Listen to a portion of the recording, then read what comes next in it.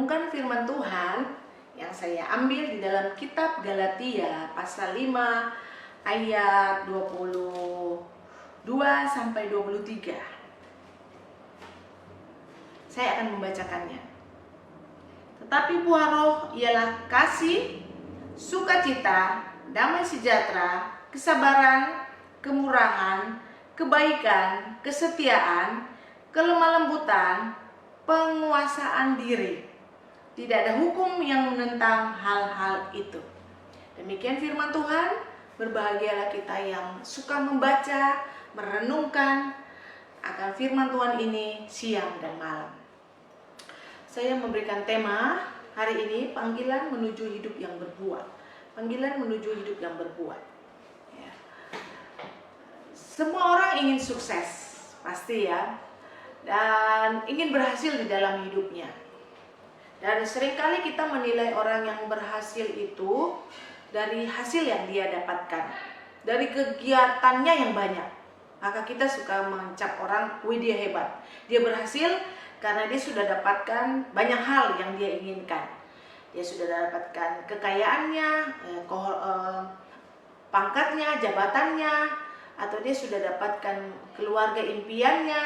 Nah, kita manusia cenderung menganggap itulah satu keberhasilan dari manusia atau satu keberhasilan dari orang lain. Tapi apakah Allah menilai keberhasilan seseorang seperti itu? Apakah Allah menilai keberhasilan seseorang dari hasil yang dia dapatkan, uangnya, atau keluarga yang dia dapatkan, atau jabatan yang dia dapatkan? Kita akan lihat seperti apa keberhasilan, ukuran keberhasilan di mata Allah untuk manusia. Bagaimana Allah mengukur keberhasilan manusia? Buah roh, buah yang dihasilkan oleh manusia, karakter yang dihasilkan oleh manusia, watak kita, ya, tabiat kita inilah yang Tuhan nilai. Jadi kalau ada seseorang yang gak punya apa-apa, dia tidak melimpah uangnya, bukan berarti dia tidak sukses di mata Allah. Bukan berarti dia gagal di mata Tuhan. Allah justru menilai keberhasilan seseorang itu dari hatinya. Bagaimana karakter dia di hadapan Tuhan dan di hadapan sesama.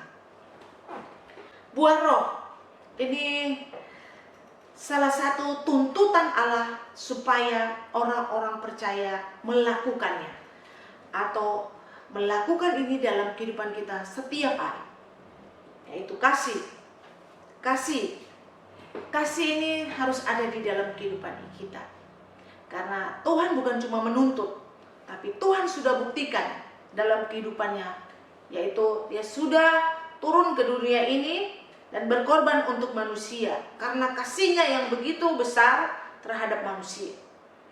Jadi Allah bukan cuma menuntut kita berbuah seperti itu, tapi Allah sudah terlebih dahulu memberikan teladan kepada manusia supaya manusia mempunyai kasih. Kayak kita memang harus berbuah seperti karakter-karakter Allah. Kasih, sukacita. Tuhan mau kita punya sukacita. Kalau kita ngelihat seseorang, kita bisa ngelihat seseorang itu dari sukacitanya. Dia ada atau tidak sukacitanya. Kadang-kadang kita ngelihat orang Kristen terlalu banyak mengeluh. Setiap saat mengeluh. Jadi kalau melihat orang itu, mukanya penuh dengan beban. Dan Tuhan gak mau kita seperti itu. Mari kita hidup penuh dengan sukacita. Meskipun kita tidak mendapatkan satu keinginan yang selama ini kita inginkan sesuatu dan kita belum dapatkan, bukan berarti kita kehilangan sukacita. Kebaikan hati yang baik, ya. Alangkah senangnya kalau kita itu orang bilang orangnya baik, ya. Tuhan mau kita seperti itu. Kesetiaan.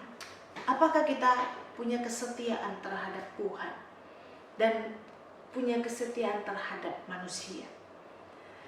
Kita boleh bertanya, selama ini kita setia nggak terhadap Tuhan? Kita suka nggak cari Tuhan lewat firman Tuhan? Kita suka nggak baca Alkitab? Kita suka nggak komunikasi dengan Tuhan lewat doa? Lewat situ kita boleh teruji apakah kita setia atau tidak. Kita setia nggak sama keluarga, sama pasangan kita? Boleh bertanya, selama ini kita setia atau tidak? Atau kita hanya dengan egonya supaya kita hanya yang dipuaskan. Kita tidak setia kepada pasangan kita, kepada anak-anak kita. Kesabaran. Tuhan bukan cuma menuntut kita supaya punya buah kesabaran. Tuhan juga punya kesabaran yang luar biasa terhadap manusia. Berkali-kali manusia jatuh di dalam dosa, tapi Tuhan dengan kasih-Nya menunggu dengan kesabarannya untuk supaya manusia bertobat. Tuhan sudah memberikan teladan. Tuhan mau kita juga punya kesabaran, mau belajar seperti Dia. Kemurahan. Tuhan Yesus punya hati yang penuh dengan kemurahan. Tuhan suka memberi, Tuhan suka membantu, menolong sesama manusia. Yang sakit Dia sembuhkan, yang terbuang dari keluarganya Dia rangkul. Kenapa? Karena Dia punya kemurahan hati. Dan ini yang harus kita ikuti. Tuhan mau kita punya karakter seperti Kristus. Buah dari Kristus, buah kemurahan. Damai sejahtera. Ketika Tuhan datang dari surga, ketika Tuhan Yesus Kristus lahir, malaikat menyapa para gembala, damai sejahtera bagimu. Damai sejahtera itu harusnya ada dalam hidup kita orang percaya. Jangan sampai kita kehilangan damai sejahtera. Cuma karena apa? Karena kita sulit berdamai dengan orang lain. Kita punya musuh di mana-mana. Kita nggak punya teman sehingga kita kehilangan damai sejahtera. Kenapa bisa seperti itu? Karena kesalahan kita. Kayaknya Tuhan mau kita hidup berdamai dengan orang lain. Kita berdamai dengan Allah, kita berdamai dengan sesama, sehingga hati ini punya damai sejahtera. Kalau kita nggak berdamai dengan Allah, nggak berdamai dengan sesama, mana bisa kita menghasilkan damai sejahtera? Bagaimana kita akan menghasilkan buah roh tentang damai sejahtera? Kita akan jadi panutan dengan lingkungan kita.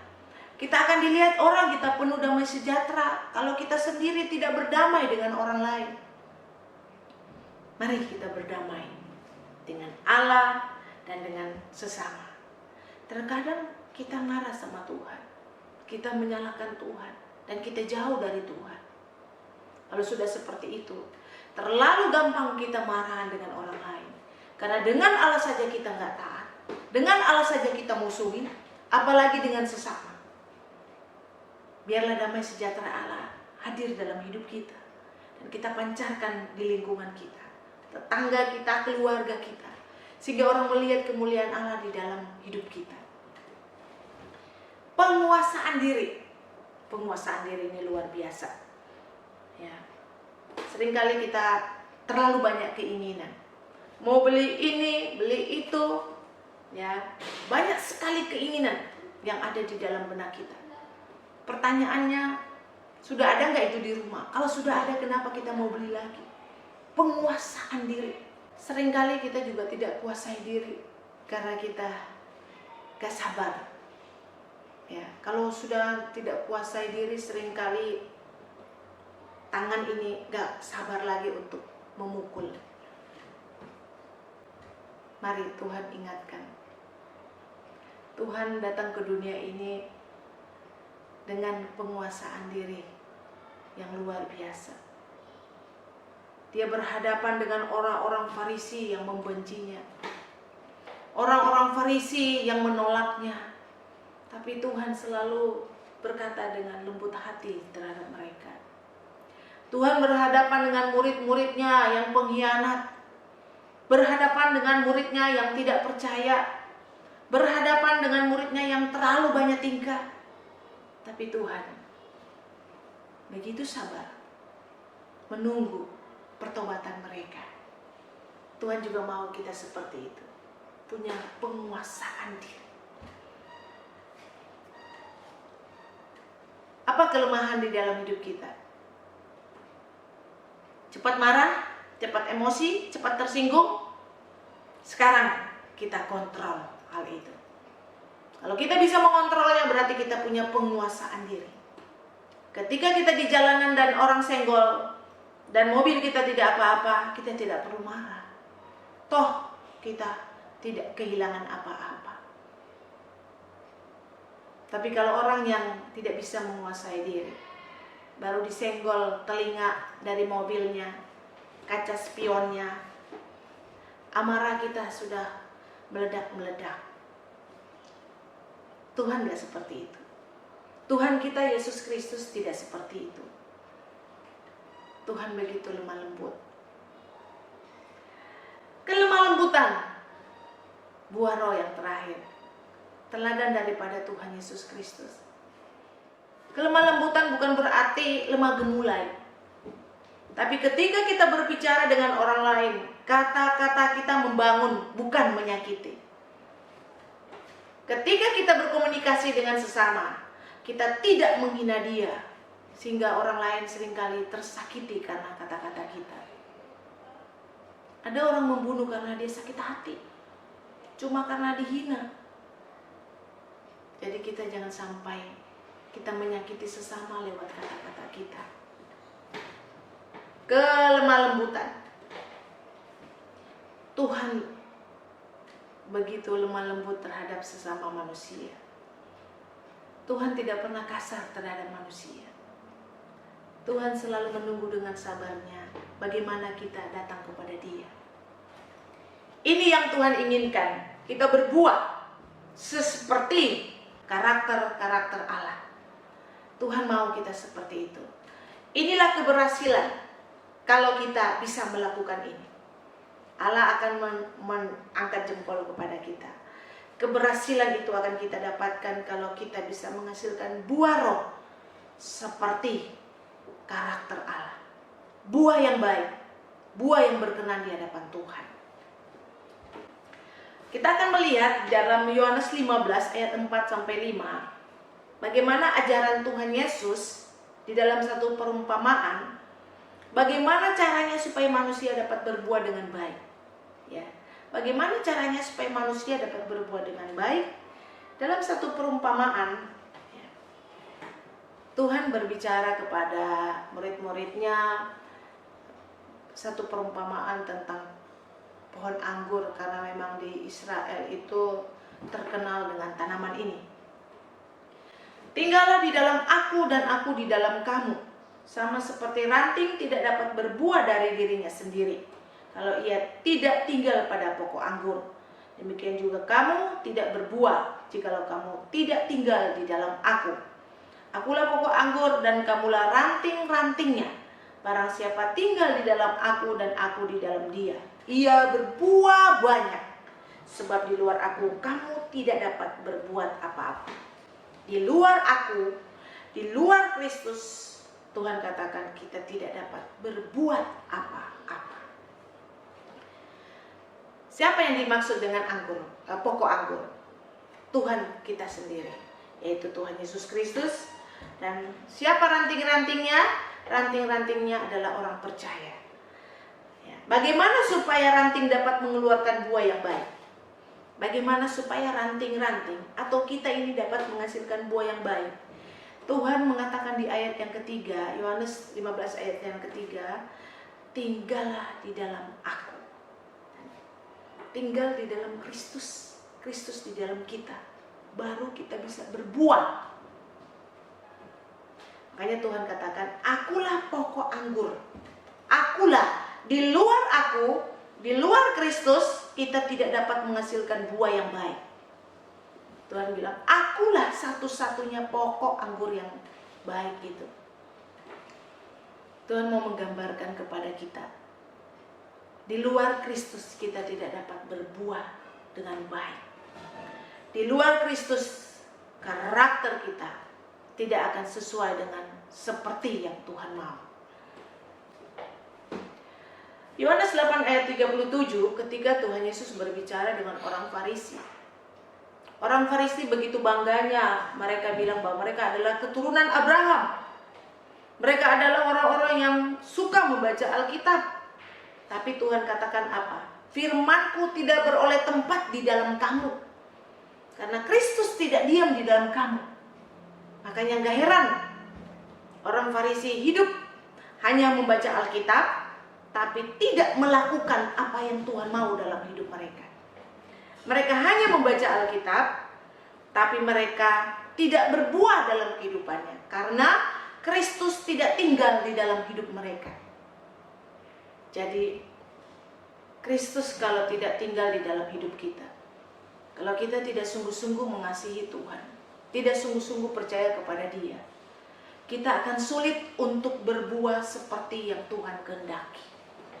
Ranting-ranting itu tidak akan berbuah seperti pokok anggur Tuhan Yesus Kristus.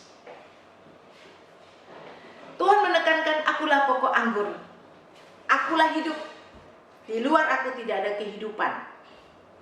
Sesuai dengan Yohanes 14 ayat 6, Tuhan pernah berkata, akulah jalan dan kebenaran dan hidup. Tidak ada seorang pun yang sampai kepada Bapa kalau tidak melalui aku. Satu penekanan dari Tuhan, betapa manusia sangat bersandar hidupnya. Untuk bisa berbuah, harus dia bersandar kepada Tuhan, pokok anggur yang benar. Selama ini apakah kita sudah bersandar kepada Tuhan? Kita sudah fokuskan hidup kita hanya kepada Tuhan? Apakah firman Tuhan menjadi prioritas dalam hidup kita? Sehingga dia menguasai hati kita dan tingkah laku kita. Sehingga dia bisa berbuah seperti yang Tuhan kehendaki. Disinilah panggilan dari Tuhan untuk kita bisa berbuah. Tuhan Yesus Kristus harus tinggal di dalam kita. Dan kita tinggal di dalam Dia. Pertanyaan bagi kita, apakah selama ini kita sudah menghasilkan buah yang baik? Apakah selama ini kita sudah menghasilkan buah yang baik? Buah-buah sesuai dengan karakter Allah. Yaitu tadi. Atau ada yang sama sekali tidak ada menghasilkan buah.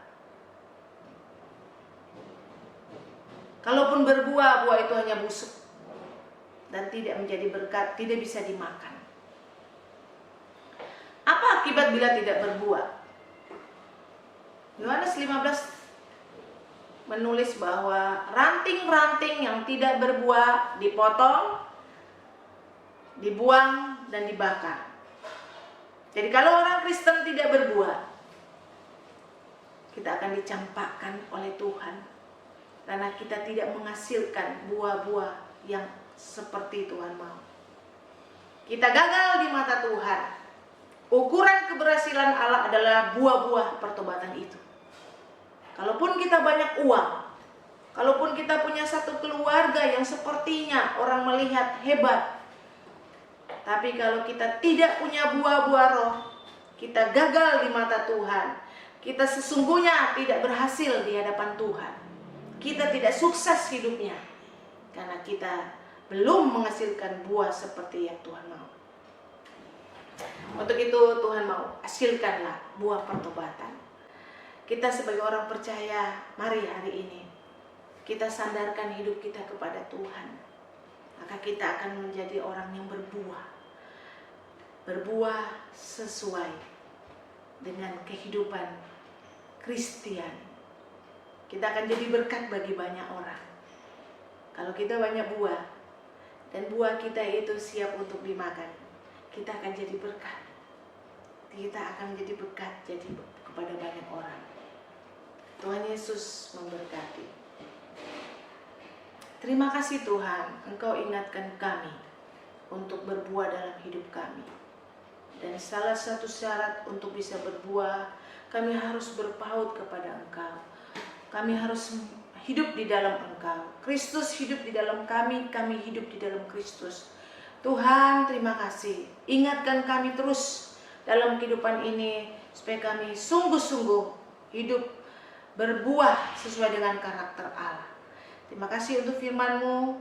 Berkati jemaat di dalam persoalan mereka, dalam sakit penyakit, dalam keuangan ekonomi, dalam keluarga. Tuhan Yesus Kristus, kami berdoa, biarlah Engkau yang menolong setiap kami. Terpujilah Engkau, di dalam nama Tuhan Yesus Kristus kami berdoa. Amin. Kalau ku hidup bagimu, hatiku tetap menyembahmu. Dunia tak bisa menjauhkanku dari kasih-Mu.